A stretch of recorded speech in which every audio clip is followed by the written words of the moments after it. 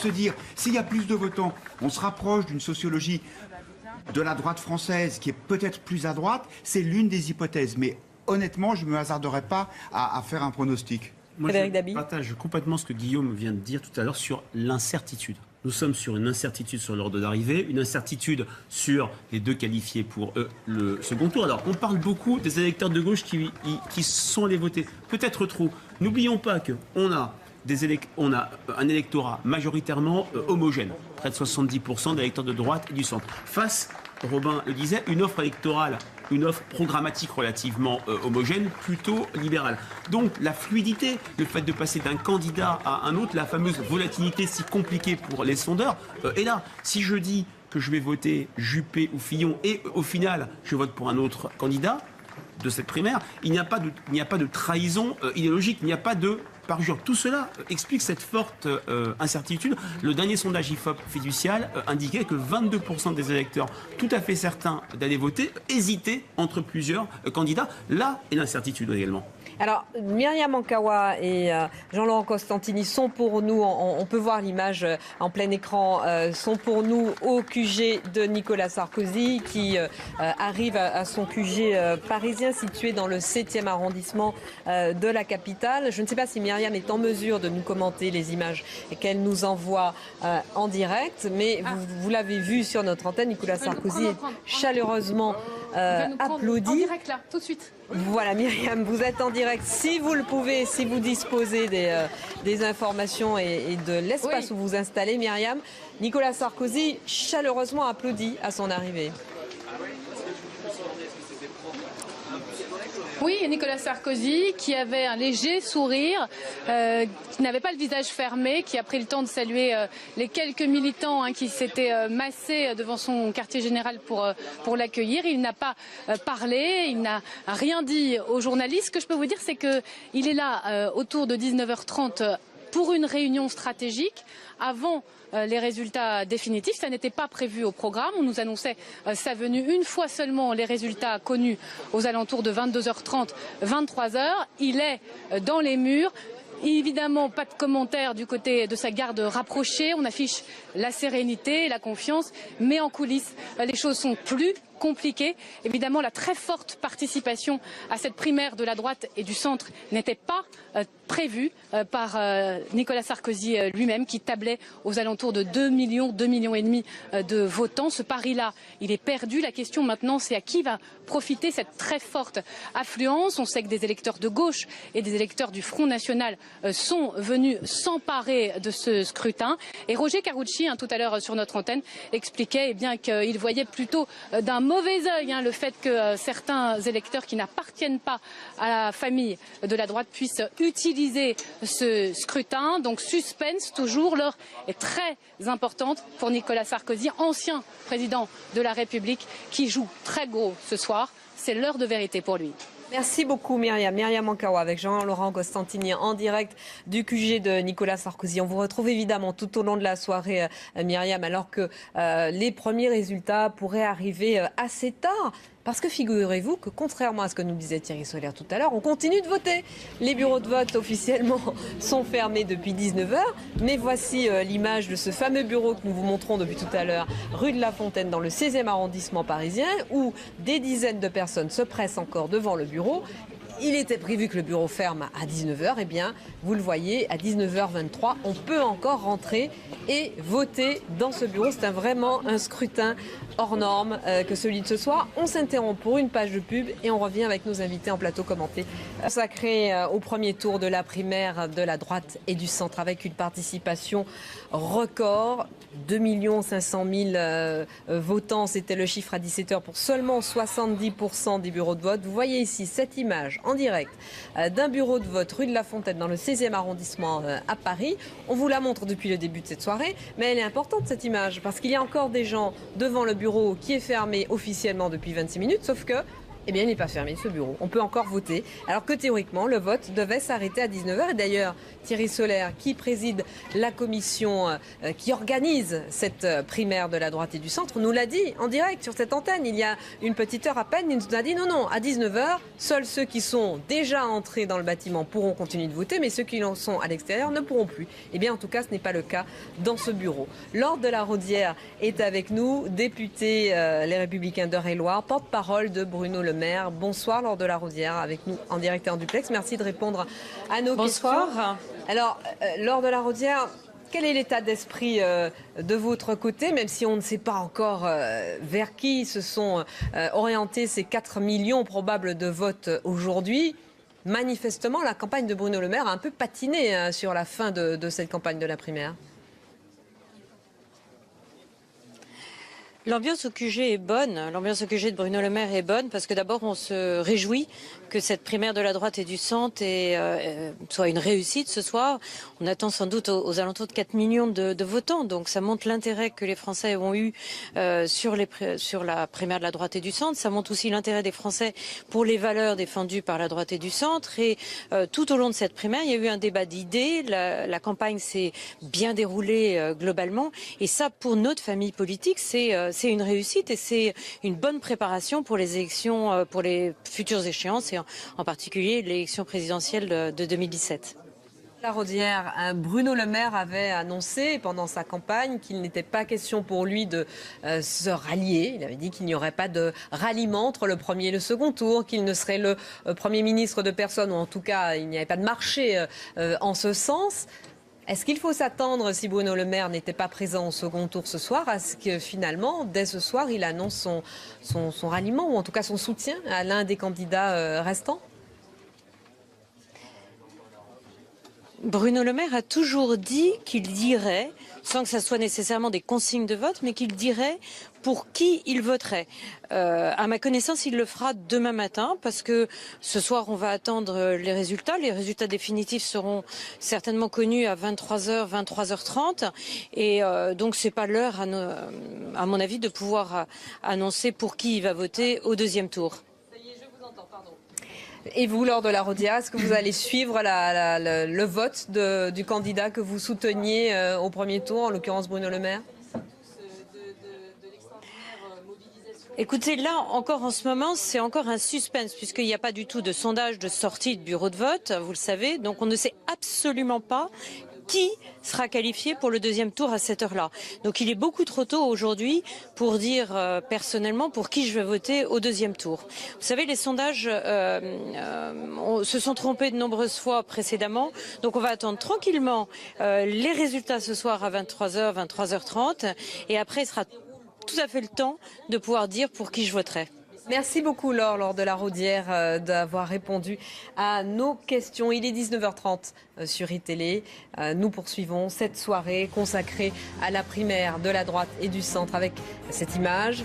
Il y a un peu moins de monde maintenant devant ce bureau du 6e arrondissement parisien que nous vous montrons depuis le début de la soirée. Mais vous voyez, il reste encore plusieurs dizaines de personnes qui attendent de pouvoir rentrer, de pouvoir voter, alors que le vote théoriquement est clos depuis 30 minutes. Eh bien, ces personnes peuvent encore rentrer, peuvent encore s'exprimer. Jean-François Pérez est pour nous avec Fabrice Elsner à Belleville, à Paris, 18e arrondissement, si je ne m'abuse. Jean-François, vous êtes dans le bureau où l'on a le plus voté François Hollande en 2012. Alors, est-ce que dans ce bureau, il y a eu des gens pour voter, s'exprimer aujourd'hui sur le vote de la primaire de la droite et du centre ? Alors juste petite rectification Audrey, c'est le 20e ici, mais vous savez Belleville c'est à cheval entre le 18e et le 20e, et c'est vrai que c'est dans le 20e arrondissement que François Hollande avait obtenu ses plus forts scores à Paris et dans ce bureau de vote ici en particulier. Alors on attendait évidemment la mobilisation ou pas des électeurs et on va vous montrer ça avec Fabrice Elsner puisqu'on a le privilège d'être à l'intérieur de la machine, on a été très chaleureusement accueillis ici. On est en train de recompter ici l'argent, vous savez qu'il fallait dépenser 2 € pour participer à cette primaire. Il y a eu à peu près 400 personnes dans ce bureau de vote qui se sont déplacées. On en attendait entre 150 et 200. C'est donc une participation considérable qui a été constatée ici dans ce bureau de ce quartier populaire du nord-est de Paris. On est presque à Ménilmontant ici sur les hauteurs. Vous voyez là l'urne avec les quelques 400 bulletins qui ont été collectés tout au long de cette journée. Et puis dans quelques minutes, on va donc procéder au dépouillement sur la table que Fabrice va vous montrer. Dépouillement dont les résultats seront ensuite envoyés directement à la haute autorité. Vous voyez donc l'intérieur de cette primaire de la droite et du centre en direct sur iTélé. On ne saurait tarder désormais à s'occuper de cette urne, à la vider, à la décharger et à compter ensuite les voix ici donc dans le 20e arrondissement de Paris. 400 donc participants sur les 200 escomptés. C'est l'un des signaux locaux, nationaux pour dire que cette primaire de la droite et du centre a a recueilli énormément de suffrages et de participants ici. Jean-François Pérez, est-ce qu'il y reste du monde pour aider au dépouillement ? Alors dans ce bureau, oui, il y a suffisamment de monde pour dépouiller. Il faut dire que l'affluence, comme vous l'avez constaté, on a fermé ici à 19h. Les gens étaient venus voter un petit peu plus tôt, donc on a fermé à l'heure. On a vu avec Fabrice 2 ou 3 encore électeurs qui se sont présentés assez tardivement, mais à 19h, il n'y avait plus personne. On a fermé les portes de cette école transformée en bureau de vote. Il y a du monde ici pour dépouiller, mais ce n'est pas le cas partout. Et je vous le disais tout à l'heure, dans le 16e, près de la place Victor Hugo, on manquait de bras malgré les 70 000 bénévoles qui ont été mis à contribution pour le succès de cette élection. Eh bien, il manque en effet des gens pour le dépouillement. On va voir si cela pose des problèmes techniques ou pas tout au long de cette soirée qu'on vit bien sûr en direct sur iTélé. Merci beaucoup Jean-François. Jean-François Pérez et Fabrice. Se dire, s'il y a plus de votants, on se rapproche d'une sociologie de la droite française qui est peut-être plus à droite, c'est l'une des hypothèses. Mais honnêtement, je ne me hasarderai pas à faire un pronostic. Moi, je partage complètement ce que Guillaume vient de dire tout à l'heure sur l'incertitude. Nous sommes sur une incertitude sur l'ordre d'arrivée, une incertitude sur les 2 qualifiés pour le second tour. Alors, on parle beaucoup des électeurs de gauche qui sont allés voter. Peut-être trop. N'oublions pas qu'on a un électorat majoritairement homogène, près de 70% d'électeurs de droite et du centre. Face, Robin le disait, une offre électorale, une offre programmatique relativement homogène, plutôt libérale. Donc la fluidité, le fait de passer d'un candidat à un autre, la fameuse volatilité si compliquée pour les sondeurs, est là. Si je dis que je vais voter Juppé ou Fillon et au final je vote pour un autre candidat de cette primaire, il n'y a pas de trahison idéologique, il n'y a pas de parjure. Tout cela explique cette forte incertitude. Le dernier sondage IFOP fiducial indiquait que 22% des électeurs, tout à fait certains d'aller voter, hésitaient entre plusieurs candidats. Là est l'incertitude également. Alors, Myriam Ankawa et Jean-Laurent Costantini sont pour nous, on peut voir l'image en plein écran, sont pour nous au QG de Nicolas Sarkozy qui arrive à son QG parisien situé dans le 7e arrondissement de la capitale. Je ne sais pas si Myriam est en mesure de nous commenter les images qu'elle nous envoie en direct, mais vous l'avez vu sur notre antenne, Nicolas Sarkozy est chaleureusement applaudi. En direct là, tout de suite. Voilà Myriam, vous êtes en direct. Si vous le pouvez, si vous disposez des informations et de l'espace où vous installez, Myriam, Nicolas Sarkozy chaleureusement applaudi à son arrivée. Oui, Nicolas Sarkozy qui avait un léger sourire, qui n'avait pas le visage fermé, qui a pris le temps de saluer les quelques militants qui s'étaient massés devant son quartier général pour l'accueillir. Il n'a pas parlé, il n'a rien dit aux journalistes. Ce que je peux vous dire, c'est qu'il est là autour de 19h30 pour une réunion stratégique avant les résultats définitifs. Ça n'était pas prévu au programme. On nous annonçait sa venue une fois seulement les résultats connus aux alentours de 22h30, 23h. Il est dans les murs. Évidemment, pas de commentaires du côté de sa garde rapprochée. On affiche la sérénité, la confiance. Mais en coulisses, les choses sont plus compliquées. Évidemment, la très forte participation à cette primaire de la droite et du centre n'était pas prévue par Nicolas Sarkozy lui-même, qui tablait aux alentours de 2 millions et demi de votants. Ce pari-là, il est perdu. La question maintenant, c'est à qui va profiter cette très forte affluence. On sait que des électeurs de gauche et des électeurs du Front National sont venus s'emparer de ce scrutin. Et Roger Carucci, tout à l'heure sur notre antenne, expliquait qu'il voyait plutôt d'un mauvais œil le fait que certains électeurs qui n'appartiennent pas à la famille de la droite puissent utiliser ce scrutin. Donc suspense toujours, l'heure est très importante pour Nicolas Sarkozy, ancien président de la République, qui joue très gros ce soir. Parce que d'abord, on se réjouit que cette primaire de la droite et du centre soit une réussite ce soir.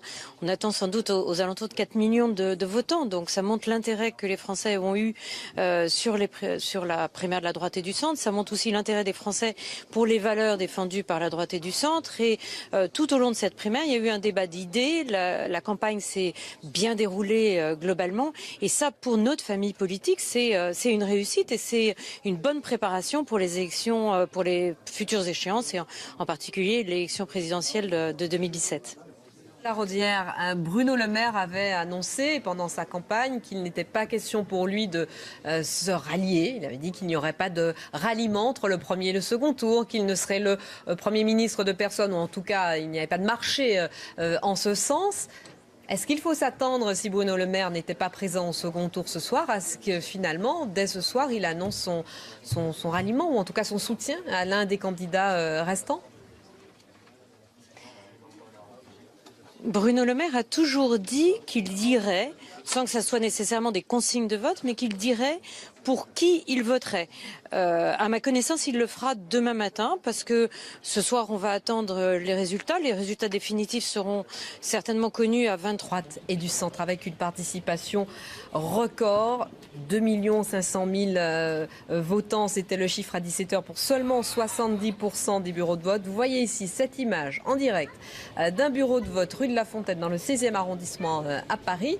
On vous la montre depuis le début de cette soirée, mais elle est importante cette image parce qu'il y a encore des gens devant le bureau qui est fermé officiellement depuis 26 minutes, sauf que eh bien, il n'est pas fermé, ce bureau. On peut encore voter, alors que théoriquement, le vote devait s'arrêter à 19 h. Et d'ailleurs, Thierry Solaire, qui préside la commission qui organise cette primaire de la droite et du centre, nous l'a dit en direct sur cette antenne. Il y a une petite heure à peine, il nous a dit non, à 19 h, seuls ceux qui sont déjà entrés dans le bâtiment pourront continuer de voter, mais ceux qui en sont à l'extérieur ne pourront plus. Eh bien, en tout cas, ce n'est pas le cas dans ce bureau. Laure de la Rodière est avec nous, députée Les Républicains d'Eure-et-Loir, porte-parole de Bruno Le Maire. Bonsoir Laure de la Rodière, avec nous en direct et en duplex. Merci de répondre à nos questions. Bonsoir. Alors, Laure de la Rodière, quel est l'état d'esprit de votre côté, même si on ne sait pas encore vers qui se sont orientés ces 4 millions probables de votes aujourd'hui? Manifestement, la campagne de Bruno Le Maire a un peu patiné sur la fin de cette campagne de la primaire. L'ambiance au QG est bonne, l'ambiance au QG de Bruno Le Maire est bonne. Ce pari-là, il est perdu. La question maintenant, c'est à qui va profiter cette très forte affluence. On sait que des électeurs de gauche et des électeurs du Front National sont venus s'emparer de ce scrutin. Et Roger Carucci, tout à l'heure sur notre antenne, expliquait qu'il voyait plutôt d'un mauvais œil le fait que certains électeurs qui n'appartiennent pas à la famille de la droite puissent utiliser ce scrutin. Donc suspense toujours, l'heure est très importante pour Nicolas Sarkozy, ancien président de la République, qui joue très gros ce soir. C'est l'heure de vérité pour lui. Merci beaucoup Myriam. Myriam Ankawa avec Jean-Laurent Costantini en direct du QG de Nicolas Sarkozy. On vous retrouve évidemment tout au long de la soirée, Myriam, alors que les premiers résultats pourraient arriver assez tard. Parce que figurez-vous que contrairement à ce que nous disait Thierry Solaire tout à l'heure, on continue de voter. Les bureaux de vote officiellement sont fermés depuis 19 h. Mais voici l'image de ce fameux bureau que nous vous montrons depuis tout à l'heure, rue de la Fontaine dans le 16e arrondissement parisien, où des dizaines de personnes se pressent encore devant le bureau. Il était prévu que le bureau ferme à 19 h. Eh bien, vous le voyez, à 19 h 23, on peut encore rentrer et voter dans ce bureau. C'est vraiment un scrutin hors norme que celui de ce soir. On s'interrompt pour une page de pub et on revient avec nos invités en plateau commenté. Consacré au premier tour de la primaire de l'arrondissement de la capitale. Je ne sais pas si Myriam est en mesure de nous commenter les images qu'elle nous envoie en direct, mais vous l'avez vu sur notre antenne, Nicolas Sarkozy est chaleureusement applaudi. En direct là, tout de suite. Voilà Myriam, vous êtes en direct. Si vous le pouvez, si vous disposez des informations et de l'espace où vous installez, Myriam, Nicolas Sarkozy chaleureusement applaudi à son arrivée. Oui, Nicolas Sarkozy qui avait un léger sourire, qui n'avait pas le visage fermé, qui a pris le temps de saluer les quelques militants qui s'étaient massés devant son quartier général pour l'accueillir. Il n'a pas parlé, il n'a rien dit aux journalistes. Ce que je peux vous dire, c'est qu'il est là autour de 19h30 pour une réunion stratégique avant les résultats définitifs. Ça n'était pas prévu au programme. On nous annonçait sa venue une fois seulement les résultats connus aux alentours de 22h30, 23h. Il est dans les murs.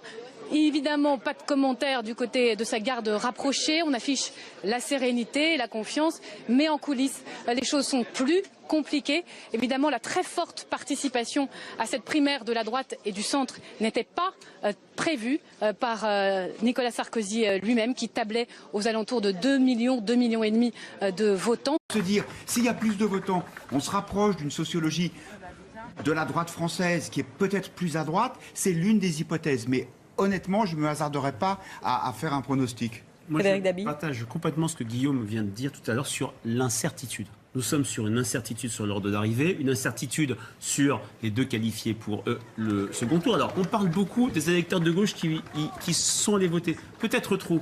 N'oublions pas qu'on a un électorat majoritairement homogène, près de 70% d'électeurs de droite et du centre. Face, Robin le disait, une offre électorale, une offre programmatique relativement homogène, plutôt libérale.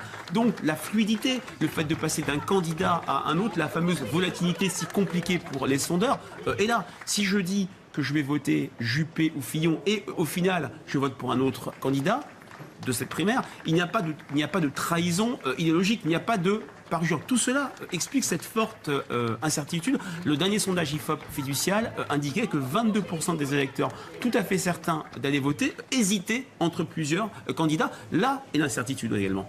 Alors, Myriam Ankawa et Jean-Laurent Costantini sont pour nous, on peut voir l'image en plein écran, sont pour nous au QG de Nicolas Sarkozy qui arrive à son QG parisien situé dans le 7e arrondissement.